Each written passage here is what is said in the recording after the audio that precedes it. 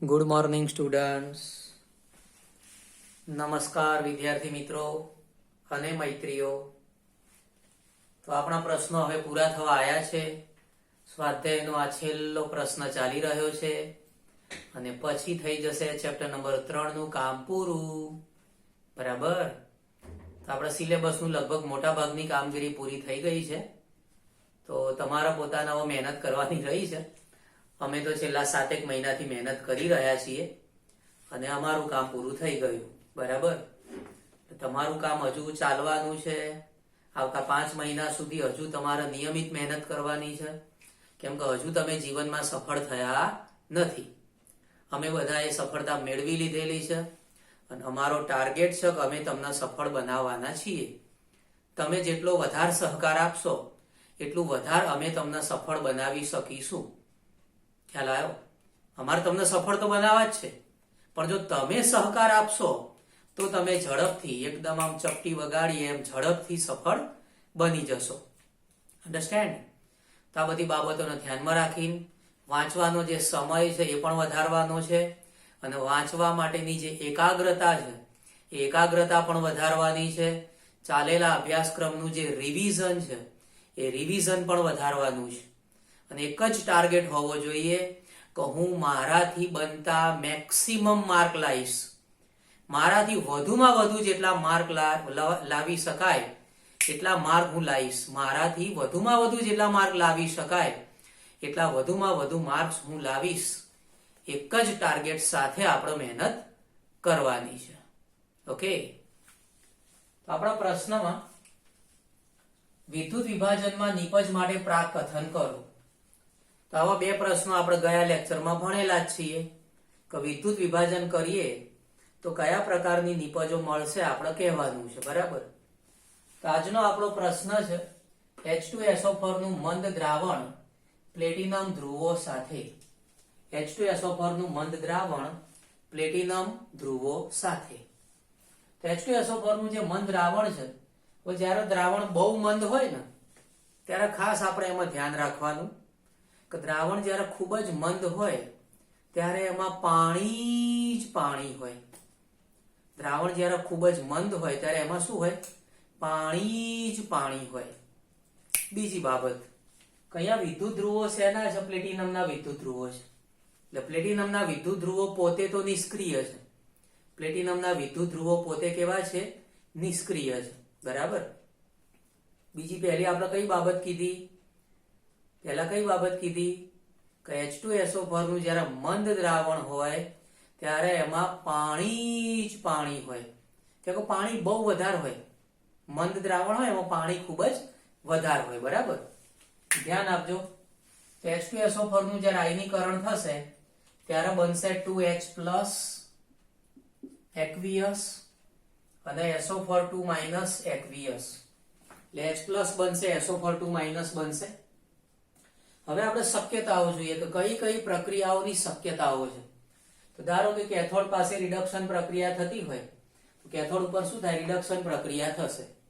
તો રિડક્શન બે પ્રકારની શક્યતાઓ જોવા મળશે. અહીંયા H+ નું રિડક્શન થશે અથવા પાણીનું રિડક્શન થશે. બે શક્યતાઓ જોવા મળશે.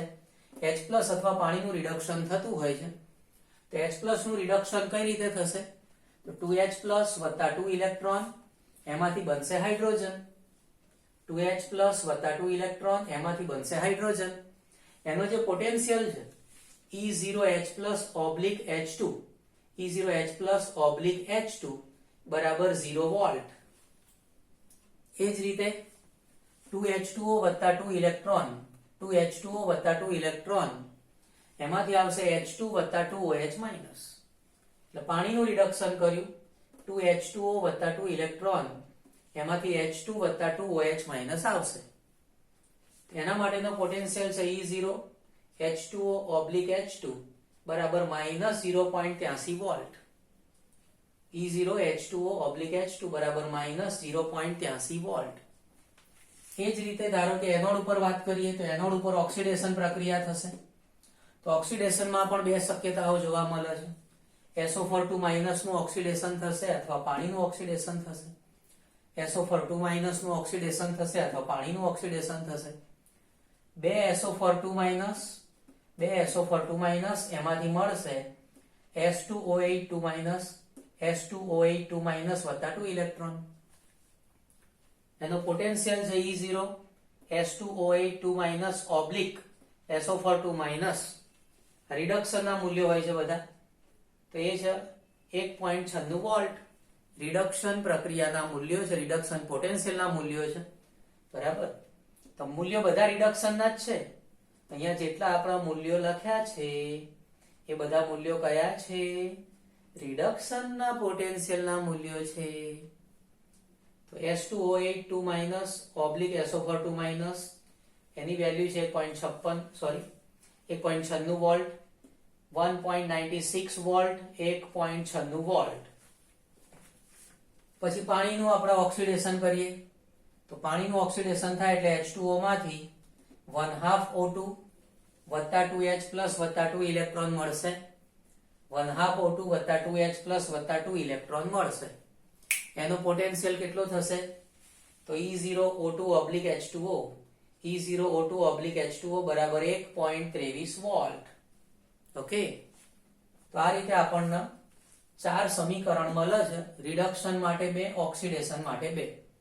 પણ સૌથી સરળ પ્રક્રિયા કઈ થશે? તો સૌથી સરળ પ્રક્રિયા થશે પાણીનું રિડક્શન, અને સૌથી સરળ પ્રક્રિયા થશે પાણીનું ઓક્સિડેશન. ખ્યાલ આવ્યો? એટલે પાણીનું જ રિડક્શન થશે, પાણીનું જ ઓક્સિડેશન થશે. એટલે સૌથી સરળ પ્રક્રિયા છે પાણીનું જ રિડક્શન, પાણીનું જ ઓક્સિડેશન. એટલે આપણે કહી શકીએ છીએ કે એનોડ પર પાણીનું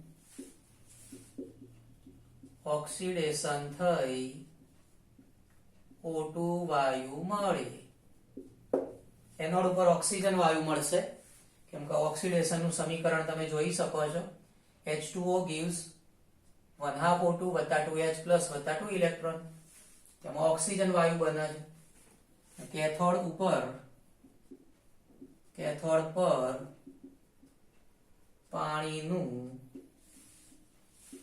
રિડક્શન થઈ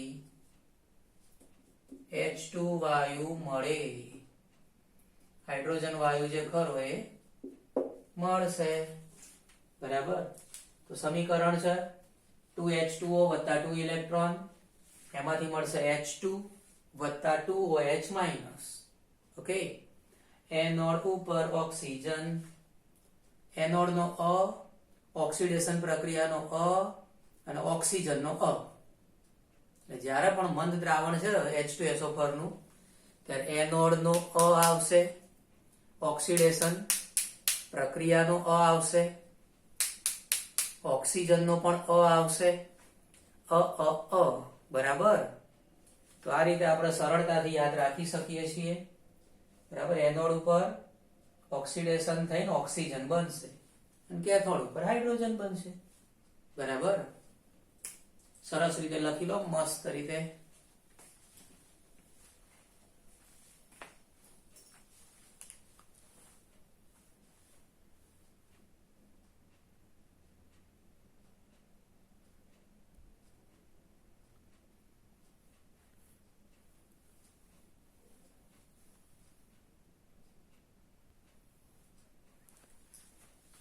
છેલ્લો પ્રશ્ન સમજીએ. તો વિદ્યુત વિભાજનમાં નિપજ માટે પ્રાકથન કરવાનું છે. એમાં CuCl2 નું જલીય દ્રાવણ પ્લેટિનમ ધ્રુવો સાથે, CuCl2 નું જલીય દ્રાવણ CuCl2 એનું નામ છે ક્યુપ્રિક ક્લોરાઇડ. ક્યુપ્રિક ક્લોરાઇડ કહેવાય. એનું શું નામ છે? Cupric chloride. તેને જ્યારે આપણે જલીય દ્રાવણ બનાવીશું ત્યારે CuCl2 નું આયનીકરણ થશે. એમાંથી Cu2 પ્લસ બને, 2Cl માઇનસ બનશે. Cu2 પ્લસ બનશે, 2Cl માઇનસ બનશે. ઓકે, કેથોડ પર કોપર જમા થશે. કેમ કે કોપરનું જે રિડક્શન પ્રક્રિયા છે એ સરળ છે. Cu2 પ્લસ નું રિડક્શન સરળ છે. Cu2 પ્લસ નું રિડક્શન સરળ છે, બરાબર. તો અહીં આગળ Cu2 પ્લસ વત્તા 2 ઇલેક્ટ્રોન, એમાં તમે જોઈ શકો છો કોપર બનશે E0Cu2 પ્લસ ઓબ્લિક Cu બરાબર 0.34 વોલ્ટ. ઓકે, તો આ બંનેમાં કોપર માટેનો રિડક્શન પોટેન્શિયલ વધારે છે. જેનો રિડક્શન પોટેન્શિયલ વધારે હોય તેનું સરળતાથી રિડક્શન થાય. તમને ખબર છે ને, જેનો રિડક્શન પોટેન્શિયલ વધારે હોય એનું સરળતાથી રિડક્શન થાય. પતા હે ના આપકો? જેનો રિડક્શન પોટેન્શિયલ વધારે હોય એનું સરળતાથી રિડક્શન થાય. 2H2O વત્તા 2 ઇલેક્ટ્રોન, પાણીનું રિડક્શન જોઈએ. 2H2O વત્તા 2 ઇલેક્ટ્રોન, એમાંથી H2 વત્તા 2OH માઇનસ. તો પાણી માટેનો પોટેન્શિયલ છે reduction potential E0 H2O oblique H2 બરાબર માઇનસ 0.83 વોલ્ટ. Minus 0.83 volt. એ જ રીતે એનોડ પર Cl માઇનસ માંથી ક્લોરીન બનશે. એનોડ ઉપર ઓક્સિડેશન પ્રક્રિયા થશે, Cl માઇનસ માંથી ક્લોરીન બનશે. કેમ કે એ પ્રક્રિયા સરળ છે. બરાબર, તે પ્રક્રિયા કેવી છે? સરળ પ્રક્રિયા છે. ઓકે, 2Cl માઇનસ, એમાંથી મળશે Cl2 વત્તા 2 ઇલેક્ટ્રોન.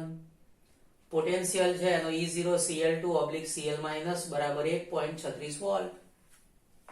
ઓકે, તો 2Cl માઇનસ, એમાંથી મળશે Cl2 વત્તા 2 ઇલેક્ટ્રોન.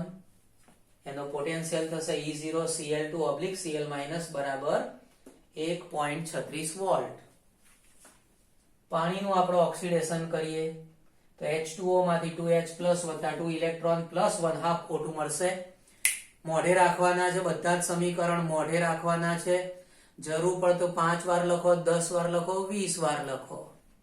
બરાબર, લખ લખ લખ લખ લખ કરો પણ આવડી જવા જોઈએ. H2O લિક્વિડ, એમાંથી 2H plus plus 2 electron plus 1/2 O2. એનો E0 રિડક્શન છે E0 O2 oblique H2O. E0 O2 oblique H2O બરાબર 1.23 વોલ્ટ. ઓકે, તો આજે આખી સમગ્ર પ્રક્રિયા છે. એમાં એનોડ ઉપર ઓક્સિડેશન થાય છે. એનોડ ઉપર ઓક્સિડેશન થાય એટલે ક્લોરીન વાયુ મળશે. લખી શકાય કે એનોડ પર Cl2 વાયુ અને કેથોડ પર